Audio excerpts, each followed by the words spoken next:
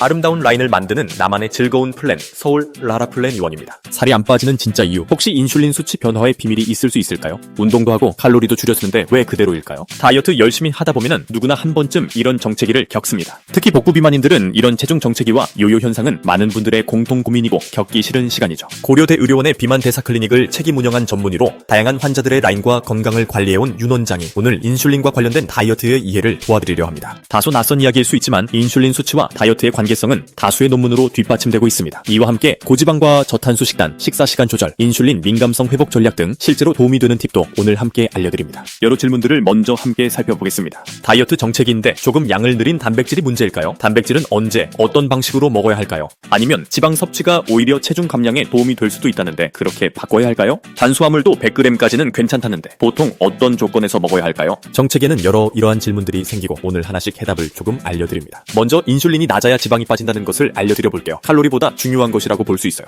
기본적으로 지방세포는 인슐린이 높을 때 특히 잘 자라고 낮을 때는 줄어드는 경향이 있다고 원장님은 강조합니다. 즉 체지방 감량의 전제 조건은 인슐린 수치의 하강이 가장 기본이 되는 것이죠. 칼로리를 줄이는 것도 다이어트 기간 일리는 있지만 인슐린이 높은 상태에서는 지방 분해가 일어나지 않기 때문에 쉽게 배고프고 요요가 오게 돼요. 이는 하버드의 데이비드 루드윅 박사팀의 논문에서도 입증된 바 있습니다. 이는 보통 인슐린이 낮아지면 기초 대사율이 증가하고 간에서 생성된 케톤이 소변이나 호흡을 통해 버려지는 에너지 낭비가 발생하는 것과 큰 관련이 있습니다. 이게 바로 지방이 미친 속도로 빠지는 원리인 것이죠. 두 번째로 그렇다면 윤 원장님 언급 주신 인슐린은 탄수화물의 영향을 받을 텐데 언제 어떻게 조절하는 게 좋을까요? 맞습니다. 우선 인슐린 레벨의 조절을 위한 기본 답은 탄수화물을 언제 무엇으로 먹는지가 중요하다는 것입니다. 그렇다면 이러한 탄수화물의 규칙을 알려드릴게요. 첫 번째로 가공 탄수화물은 피할 것이라는 원칙입니다. 이유는 고도로 가공된 탄수화물은 혈당을 급격히 올리고 그에 따라 인슐린 분비도 과도하게 유도하기 때문입니다. 대표 식품으로는 흰빵, 설탕, 시리얼, 인스턴트 식사, 음료 등이 있겠죠. 실제 정제 탄수화물은 GL, 즉 혈당 로드와 인슐린 반응 모두가 높습니다. 두 번째로 통째 식품 위주로 섭취할 것이라는 원칙입니다. 예를 들어서 고구마, 콩류, 채소, 과일, 견과류가 되겠죠. 이들은 혈당을 빠르게 올리는 하이 GI 음식보다 섬유소와 식물성 화합물이 풍부하여 혈당 흡수를 천천히 일어나게 하고 실제 인슐린 반응을 완만하게 조절해줍니다. 세 번째로 섭취 시점이 중요합니다. 주로 점심에 탄수화물을 집중해야 합니다. 실제 시간대별 인슐린 감수성 차이가 있을까요? 실제 아침과 점심에는 인슐린 민감도가 높고 저녁엔 상대적으로 떨어지게 됩니다. 이 말은 쉽게 이해하면 저녁의 인슐린은 낮보다 그 기능이 떨어진다는 점이죠. 따라서 탄수화물은 낮 시간대, 특히 점심에 집중하는 것이 유리합니다. 자, 여기까지 정리가 되었다면 평소의 식단을 이제는 이미 탄수화물을 많이 줄여보는 쪽으로 바꿨지만 금방 포기하게 된다는 분들도 있습니다. 그래서 오히려 이전보다 살이 안 빠진다는 분들이 간혹 있는데요. 이 부분은 섬세하지 않은 식단에서 생긴 이유들이 오히려 다이어트 실패의 이유가 된 경우입니다. 왜냐하면 무턱대고 하게 되면 탄수화물을 갑자기 완전히 끊게 되면서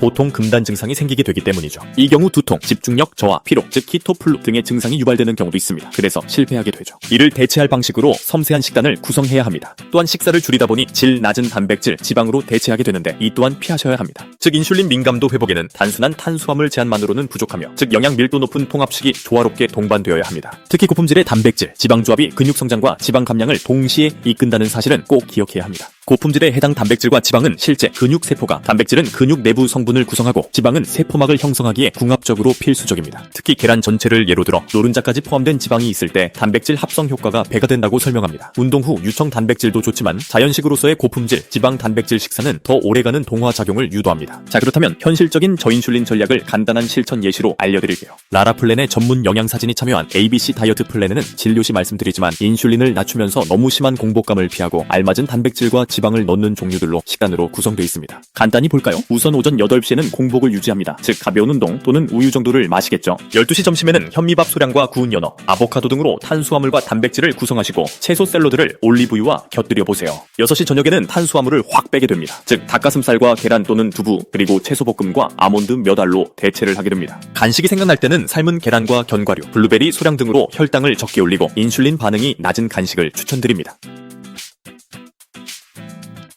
자, 정리를 하자면 인슐린을 잡으면 체중은 자연스럽게 따라온다는 점입니다. 나만의 즐거운 플랜, 라라플랜 의원의 윤 원장의 핵심 메시지는 분명합니다. 칼로리 카운트도 중요하지만 인슐린에 대한 이해가 먼저입니다. 무턱대고 칼로리, 식사량을 줄이는 것이 아니라 해당 몸의 과정을 좀 더 이해를 해보고 이를 바탕으로 식사 구조를 바꾸고 식품 선택과 시간대를 조정하면 몸이 저절로 지방을 태우는 시스템이 만들어집니다. 무리하게 배고픔을 참는 다이어트가 아니라 대사를 바꾸는 방식의 건강한 체중 감량이죠. 고려대 의료원 비만 클리닉 전문의 의료진, 전문 영양사진이 함께 참여한 라라플랜만의 ABC 다이어트 플랜 플랜은 그 식단대로 편하게 따라가더라도 인슐린 저항성이 개선되는 결과까지 얻을 수 있습니다. 나만의 즐거운 플랜 라라플랜 의원은 당신의 라인이 건강하게 교정되는 도움을 꼭 드리고자 합니다. 다이어트는 의지가 아니라 전략의 문제입니다. 도움이 되셨다면 구독, 알림 설정 부탁드려요.